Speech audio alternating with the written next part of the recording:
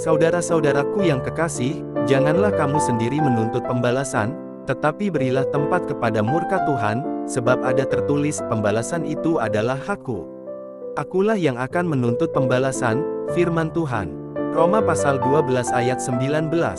Bagi orang yang menaruh dendam atau niat pembalasan terhadap orang lain, di dalam hatinya tidak ada hal-hal yang positif, melainkan hanya rancangan-rancangan jahat.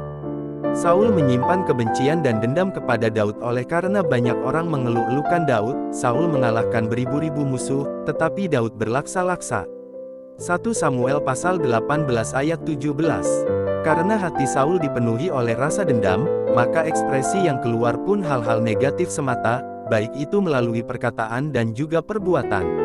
Pembalasan dendam hanya akan menciptakan penderitaan batin si pelaku. Yusuf adalah contoh orang yang sanggup mengasihi dan mengampuni musuhnya. Meski dianiaya dan dibuat menderita oleh saudara-saudaranya, Yusuf tidak menyimpan dendam sedikit pun, tapi ia malah menunjukkan kasih dan kemurahannya. Memang kamu telah mereka-rekakan yang jahat terhadap aku, tetapi Tuhan telah mereka-rekakannya untuk kebaikan, dengan maksud melakukan seperti yang terjadi sekarang ini, yakni memelihara hidup suatu bangsa yang besar. Jadi janganlah takut, aku akan menanggung makanmu dan makan anak-anakmu juga. Kejadian pasal 50 ayat 20-21. Kita tidak diperkenan membalas dendam kepada musuh karena pembalasan adalah hak mutlak Tuhan.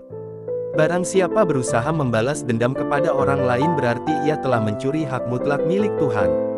Pembalasan itu bukan hak kita, melainkan milik Tuhan sendiri. Yang menjadi bagian kita adalah mengizinkan Tuhan untuk menangani orang lain. Biarlah Tuhan sendiri yang bertindak karena ia punya cara dan waktu sendiri untuk menangani masalah yang terjadi. Yang harus dilakukan adalah ini, jika seterumu lapar, berilah dia makan, jika ia haus, berilah dia minum. Dengan berbuat demikian kamu menumpukan bara api di atas kepalanya, ayat 20. Jadi cara tepat dalam memperlakukan musuh adalah menunjukkan kasih dan kemurahan kepadanya. Kalahkanlah kejahatan dengan kebaikan. Ayat 21.